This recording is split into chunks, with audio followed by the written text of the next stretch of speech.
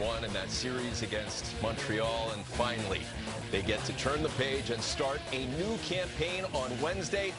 These the games that they start against Montreal. The schedule makers. Yikes. You see the games ahead for the Toronto Maple Leafs, and they'll have to do it without the aforementioned Rocket Richard winner. Wrist surgery in the offseason for Austin Matthews, who's been durable for this club, playing 90% of that team's games. Rupper, we just heard the incredible fallout because of this team not being able to advance and all the ghosts of the past in 1967 and 2004. For this club, for their opening game, what's your first thought? I'm going to try to lift this up in here, because those words right there, worst loss in history. I mean, you're talking about the world coming down on the Toronto Maple Leafs, and it seems like it happens every year of the last number of seasons because of their meltdown.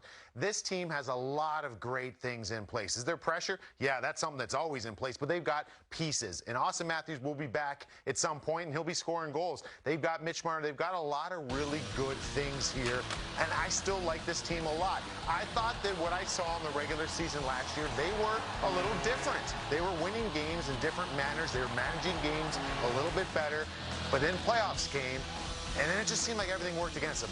Very untimely injury with John Tavares. Mitch Marner he wasn't able to produce like he normally can. But I still think this is a very motivated group here that, yes, is there that outside noise and pressure? Yeah. But you've got to be a pro and block all that out, because this team still has an opportunity, and this could be the breakout year for them. But it also, if it doesn't happen, it could be the big fallout here after this season. I like the point you made. The pressure is always there. That's nothing new since 1967. Year after year, the expectation level does not change. One thing that is changing, there's no more Zach Hyman. He was a player that I know hockey people really valued. How much are they going to miss him? They're going to miss him a ton. They're going to miss him a ton because he's a little bit of the eraser, right? So when you're out there, and we know about Zach Hyman, that was one of the big, real intriguing factors for the Edmonton Oilers getting a guy like that, is that he could play with top-end talent. Is he a guy that's going to dance on the perimeter and toe drag you? No, not so much. He's going to do a lot of other things. But to have somebody that's so well rounded as a player, be able to play with your superstars and thrive in that is something really good, because he's played with Austin Matthews. He's played with some elite talent. So I think they're going to miss him a lot, but now it's just opportunity. Who's ready to take that next step? I think Mitch Marner has said all the right things in this offseason. He's taken a beating. He's taken a beating in the media.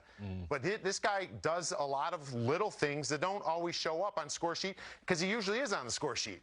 You know what I mean? So it's about that next wave. Austin Matthews ready to take that next step. Willie Nylander, next step. Morgan Riley, next step. I mean, that's where it's at. This team is committed with their core group of guys, and they've got to carry the load here. And they got to show that they've learned from these past, I guess, transgressions in the playoffs. And then they got to move forward. And they'll miss them, but someone's going to fill that void. And if someone in-house doesn't do it, they're going to have to go out and try to find that somewhere else.